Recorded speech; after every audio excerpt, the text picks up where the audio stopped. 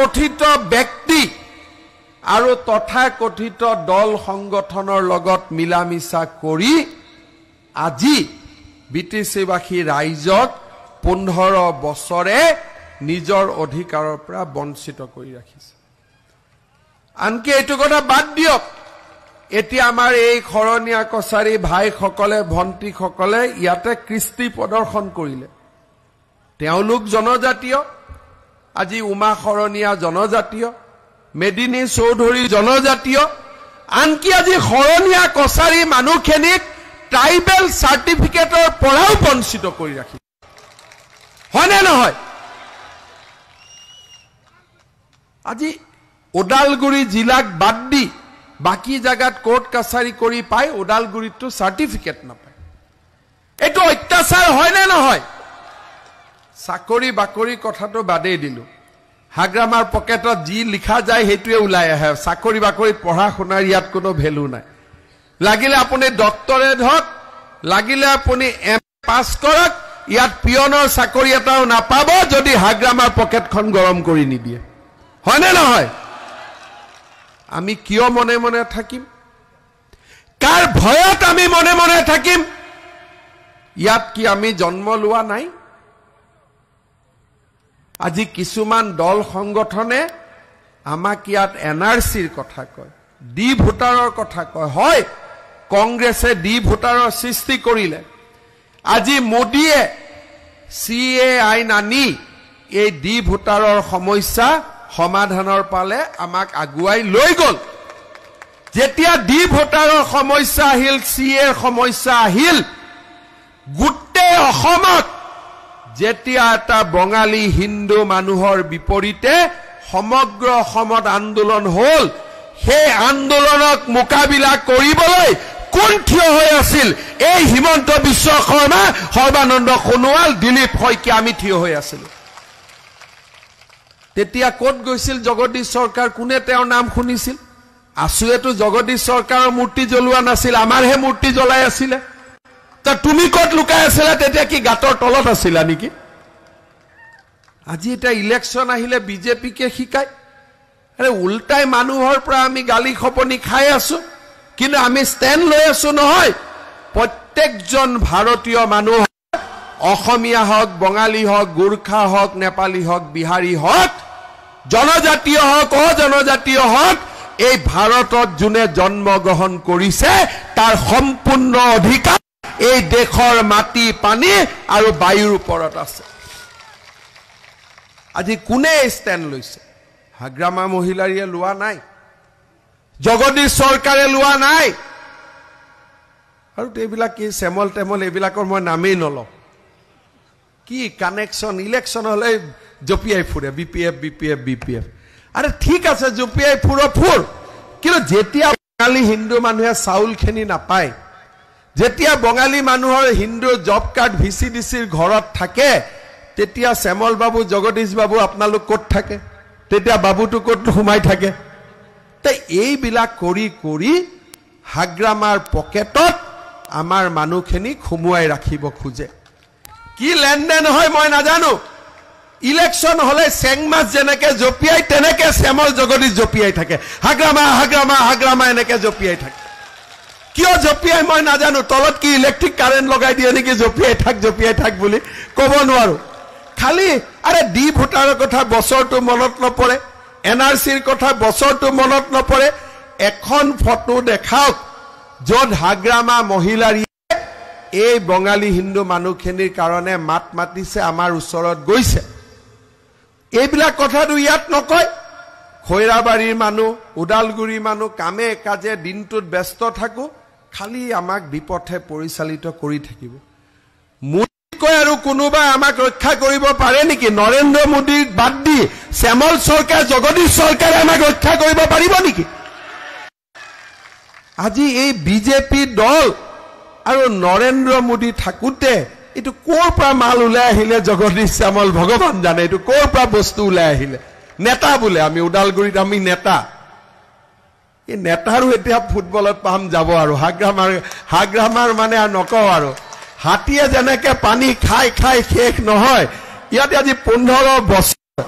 কিবা CSB কৰি আছে কেটা বঙালী হিন্দু লৰাক চাকৰি দিলে নাম সুধিবচোন এইবিলাক হৈছে ফাংফুং দম নাই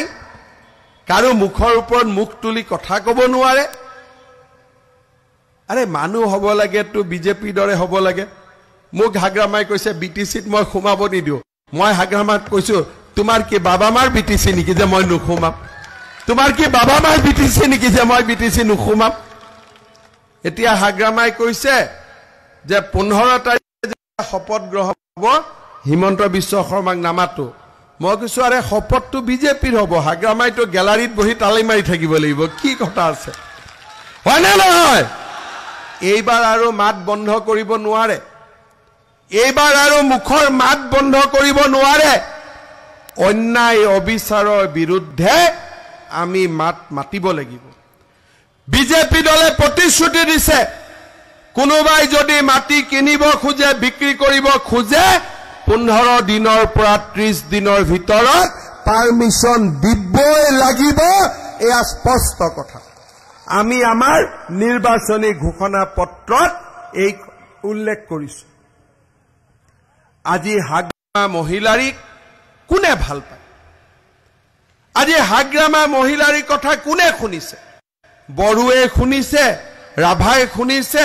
হৰণীয়া কছাৰীয়ে শুনিছে অসমীয়া ভাষীয়ে শুনিছে নে বঙালী ভাষীয়ে শুনিছে কোনে শুনা নাই কিয় নুশুনে কাৰণ মই বিশ্বাস কৰো যে লাও সদায় পাতৰ তলত থাকিব লাগে ৰাজনীতি কৰা মানুহ ৰাইজৰ তলত থাকিব লাগে নৰেন্দ্ৰ মোদীয়ে লাল কিলাত পতাকা উঠাওতে কয় যে মই ৰাইজৰ সেৱক মানে কি যোনে ৰাইজক সেৱা কৰে আৰু বিপিএফৰ মানে হাগ্ৰামাক কয় চিফ চকচোন এনে চিফ উলালে হা প্ৰধানমন্ত্ৰীয়ে কয় মই সেৱক আৰু হাগ্ৰামাই কয় মই চিফ সিস্টেম চকচোন এনেকে মানুহক ধমকাই চলাই আছে ইমান দিন একানে এবাৰ চিফৰ ফুটবলত পাম যাব লাগিব আৰু নহব আৰু এইবিলাক বহুত সহ্য কৰা হ'ল আৰু আৰে চাউল খেনি পুৰা নিদিয়ে জব কাৰ্ডখন নাৰাখে এই VCDCৰ বন্ধু সকলোকো কৈছো আৰু VCDC আৰু বিজেপিয়ে চলিব নিদিয়ে VCDC ব্ৰহ্মপুত্ৰত পেলাই দিব আৰু নাথাকে আৰু VCDC ইয়াতে পঞ্চায়ত হ'ব লাগিব গাঁও পঞ্চায়ত আঞ্চলিক পঞ্চায়ত জিলা পঞ্চায়ত সকলো মানুহে সমান অধিকাৰ পাব লাগিব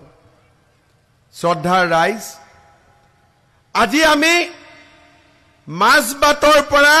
শ্ৰীৰামপুৰলৈকে মই যোৱা 15 দিনত এতিয়ালৈকে 52-53খন মিটিং মই কৰিছো এখন মিটিঙত এজন মানুহে কোৱা নাই যে মই টকা নিদিয়াকৈ ঘৰ পাইছো প্ৰত্যেকখন মিটিঙত 5-10-15 হাজাৰ মানুহ 20 হাজাৰলৈকে মানুহ যোৱাকালি আমি শুক্লাই চেৰফাঙত মিটিং কৰিছিলো প্ৰায় 15 হাজাৰ মানুহ মিটিঙত আছে সবকে খুদিছো কাৰোবাৰ জব কাৰ্ড আছে সবে হাত উঠাই কৈছে নাই টকা নিদিয়াকৈ ঘৰ পাই নাপাও চাউল পুৰা পাই নাপাও কোনোবাই চাকৰি পাইছে নাই পোৱা ৰাস্তা ঘাটৰটো অৱস্থা নাই আনকে মিটিঙৰ সন্মুখে যি যোৱা এই ৰাস্তাটো আজিলৈকে কমলি বসুমতাৰীয়ে নিৰ্মাণ কৰিব নোৱাৰিলে এই কথা আমি সকলোৱে দেখা পাইছো আমি সিদ্ধান্ত লৈছো যে BTC অঞ্চলত এটোৰ নাম কয় নহয় গুৰিহাটীৰ পৰা ৰামগাঁও পথ হয় নহয় আজিলৈকে এই ৰাস্তাটোৱে বনাব নোৱাৰিলে কমলি বাইদক দেখিলে কিবা MLA যেন নালাগে যেন কিবা একেবাৰে ঘৰতে বহি থকা আৰু কোনো মানে আৰু কি কম আৰু কৈ পেলাই লাভ নাই আৰু বাইদক দেখিলে বেয়াও লাগে হাগ্ৰামাৰ উৎপাতত থাকিবই নোৱাৰে নেকি নে কি নাজানো আৰু ঘৰতে বহি থাকে MLA নালাগে এই গুৰুজীক দেখিলে এতিয়া MLA লাগে টিকটিকাই ঘূৰি আছে বাইদেউটো ঘৰতে সোমাই থাকে হয় না নহয় সেইকাৰণে এইবাৰ বাইদেউকো আৰু কৈছো যে বাইদেউ বেয়া নাপাব এইবাৰ পানেৰী সমষ্টিটো আমি বিজেপিৰ ক্যান্ডিডেট দিম আৰু ইয়াৰ পৰাও বিজেপি দলে আমি বিধানসভালৈ পঠিয়াম শ্ৰদ্ধাৰ ৰাইজ আমি এখন নিৰ্বাচনী ঘোষণা পত্ৰ দিছো সেইখন আপোনালোকে ভালকৈ পঢ়িব আছে না নাই গুৰুজী ঘোষণা পত্ৰ সবক ৰাইজক দিছনে মিটিঙত দিবি সবক তাতে আমি কেইটামান কথা কৈছো প্ৰথম কৈছো বিটিআৰ চুক্তিত যিসমূহ গাঁও বিটিচিৰ পৰা ওলাই যাব খুজে তেওঁলোকক ওলোৱাৰ সুবিধা প্ৰদান কৰা হ'ব যি গাঁও সোমাব খুজে সোমোৱাৰ অধিকাৰ দিয়া হ'ব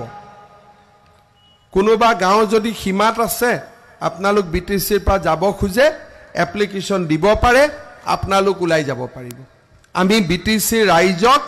সেই অধিকাৰ আমি দিছো আমি ৰাইজক কৈছো এই যে 40ৰ পৰা বিটিআৰ চুক্তিত এতিয়া সিটৰ সংখ্যা 60 লৈকে বৃদ্ধি হ'ব আগৰ দৰে নহব 40ৰ পৰা 60 যেতিয়া বৃদ্ধি হ'ব এই নতুন 20 খনত সকলো জাতি জনগোষ্ঠীক অধিকাৰ দিব লাগিব আগৰ দৰে নহব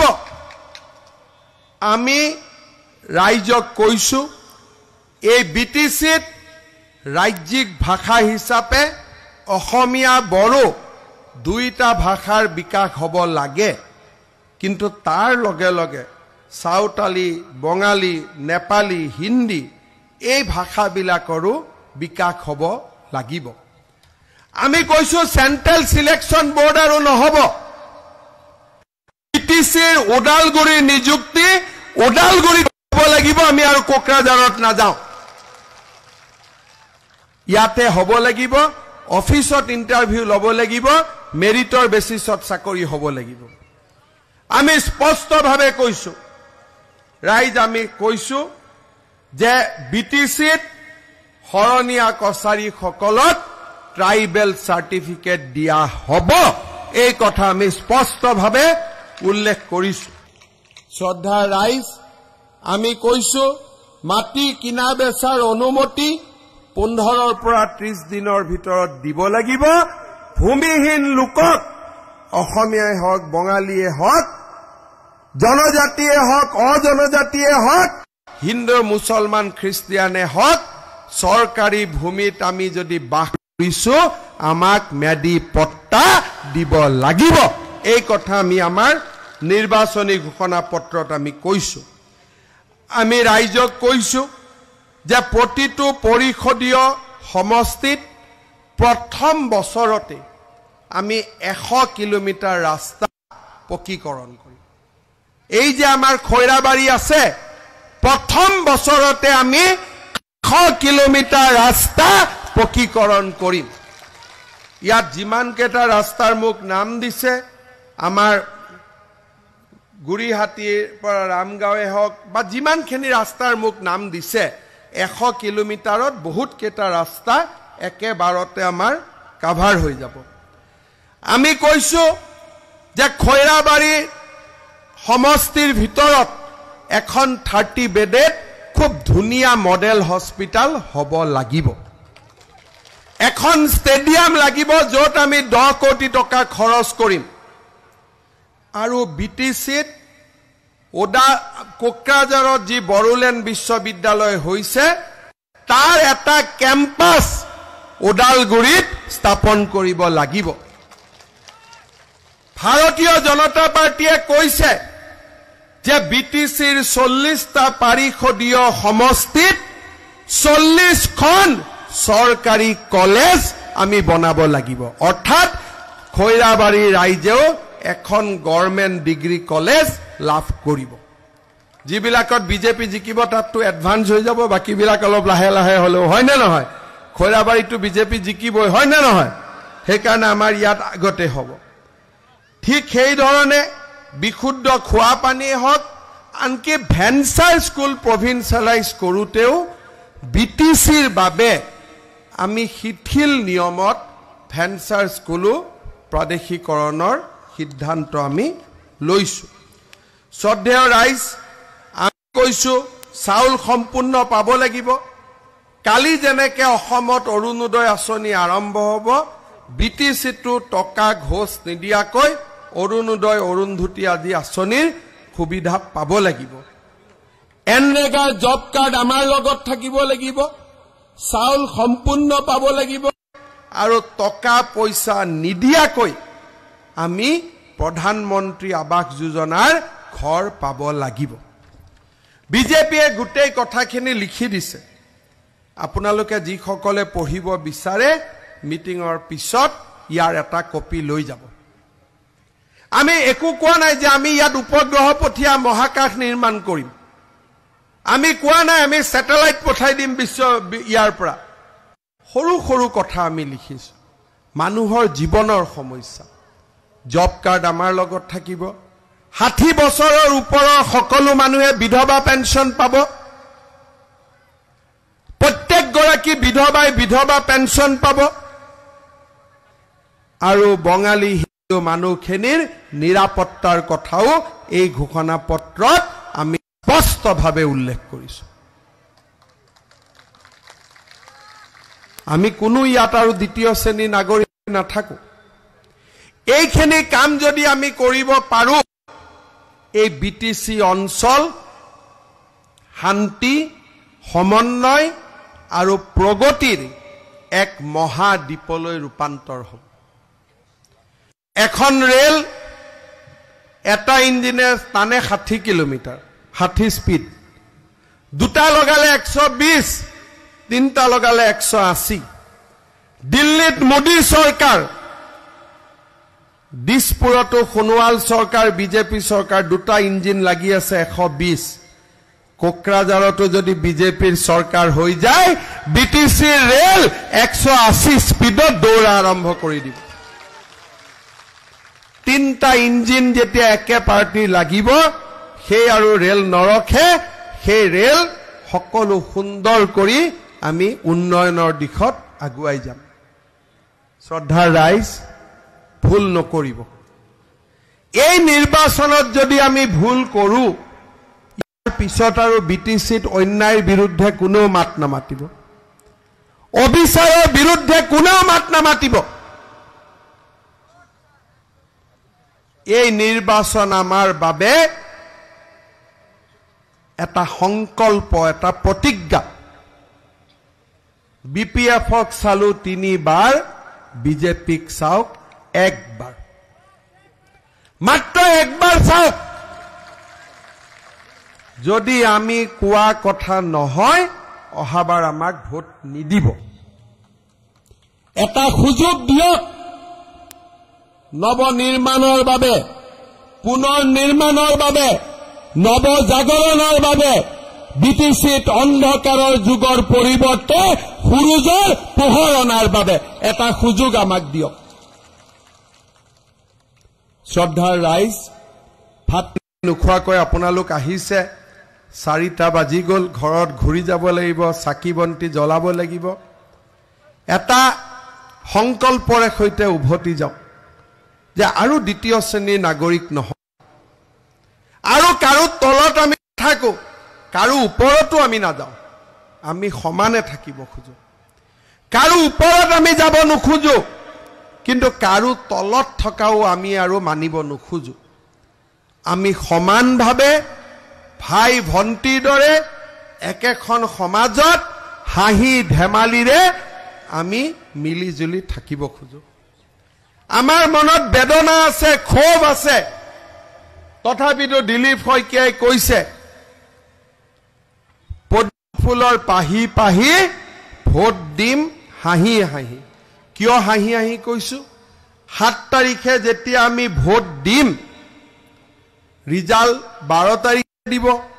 15 তাৰিখে বিজেপিৰ চৰকাৰ হ'ব আমাৰ দুখ নোহোৱা হ'ব ইমান দিন কষ্টত থাকিলো এতিয়া সূৰ্যৰ পোহৰ আমি দেখিছো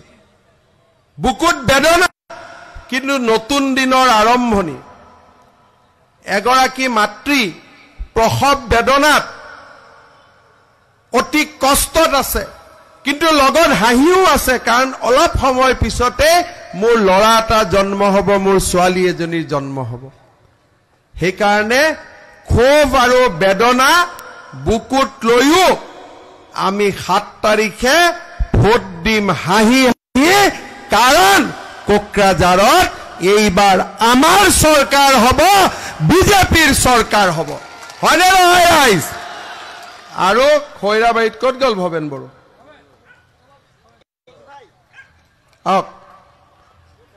আৰু খৈৰাবাৰীত ভৱেন বড়ো নতুন MCLA হ'ব ৰাইজৰ আশীৰ্বাদ লোৱা সকলো কোনো দুৰ্নীতি নোহোৱাকৈ অন্যায় নোহোৱাকৈ ভৱেন বড়োৱে ৰাইজৰ কাম কৰিব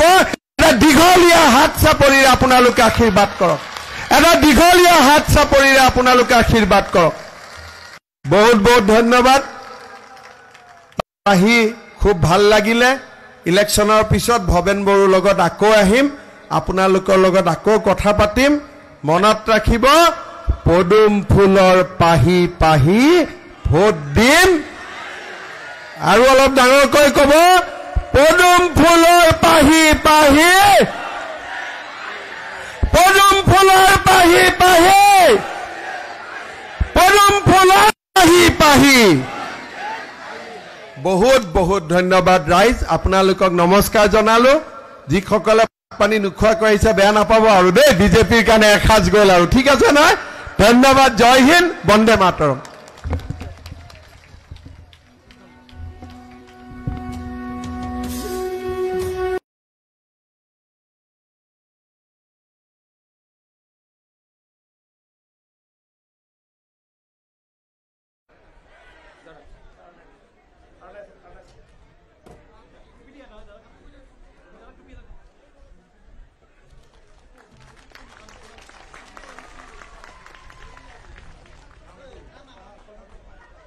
কনকলতা ডেকা বাইদেৱে আজি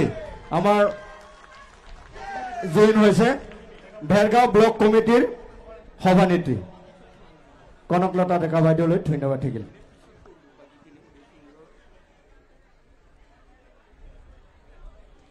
সকলো ভাল